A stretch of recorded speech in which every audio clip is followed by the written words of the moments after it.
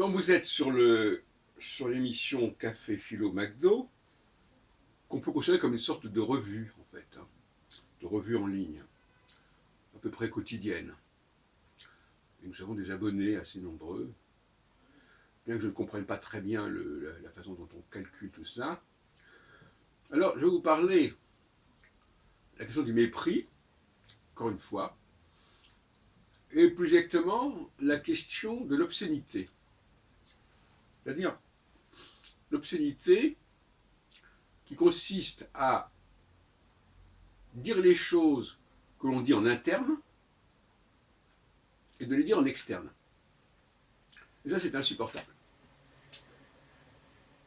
Que ce soit en bien ou en mal, que ce soit pour dire ce qu'on dit de mal sur les autres ou ce qu'on dit de bien sur soi-même. Dans les deux cas, c'est une obscénité et il faut que ce soit filtré. Et le rôle de l'élite dans un groupe, et tout groupe doit avoir une élite, le rôle de l'élite, c'est de savoir déterminer ce qui peut filtrer justement en externe des problématiques internes. Et c'est vrai dans tous les domaines, même dans le cas de l'astrologie par exemple, que je connais bien. J'ai souvent dénoncé la façon grotesque dont certains astrologues parlaient de l'astrologie en externe. Il y a des choses qu'on peut dire en interne, bon, on dit ceci, cela, etc. Mais en externe, il faut développer autrement son discours. Il faut l'étayer autrement.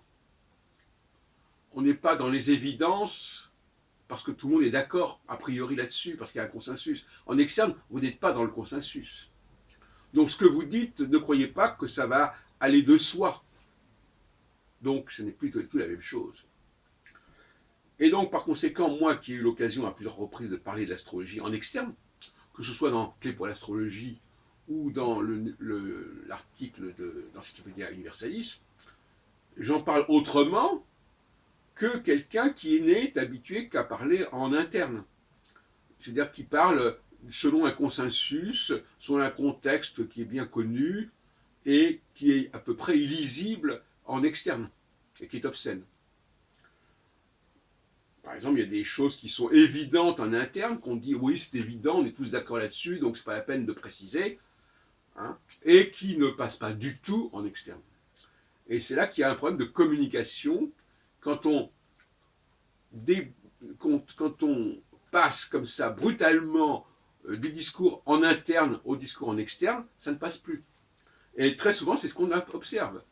On observe des gens qui vous disent des choses dont on se dit, bon, ben, il doit dire ça en interne, mais en externe, ça ne passe pas. Parce que pour lui, c'est une évidence, et en externe, ce n'est pas du tout une évidence.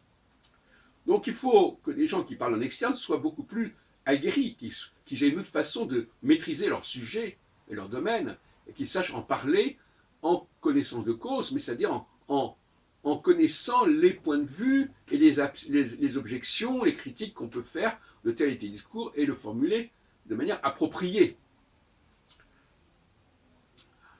Et beaucoup de problèmes dans les relations sociales entre les différents groupes viennent de là. Il n'y a plus d'élite dans ces groupes pour parler en externe. Et évidemment, l'idéal, c'est de parler en externe d'élite à élite. Parce que si vous parlez en externe en tant qu'élite vers un groupe qui n'a pas d'élite, ça ne va pas fonctionner non plus spécialement bien. Puisque lui, le groupe auquel vous parlez et qui est en interne, lui, il n'a pas non plus une formulation très heureuse.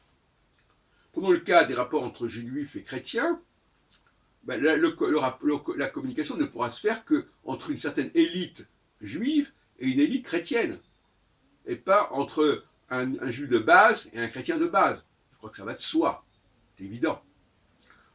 Ne serait-ce que parce que justement, à la base, ce qui fait la force de la base, c'est une sorte de l'unisson. Voilà, on dit tous la même chose, on répète tous les mêmes choses.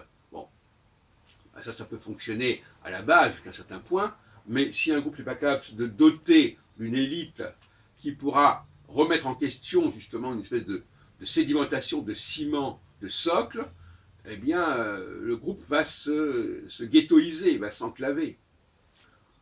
J'ai toujours pensé qu'il fallait qu'il y ait des gens qui soient à la pointe et qui soit capable de tenir un discours qui n'est pas celui de la base. Voilà, donc c'est ce point que je voulais clarifier avec vous.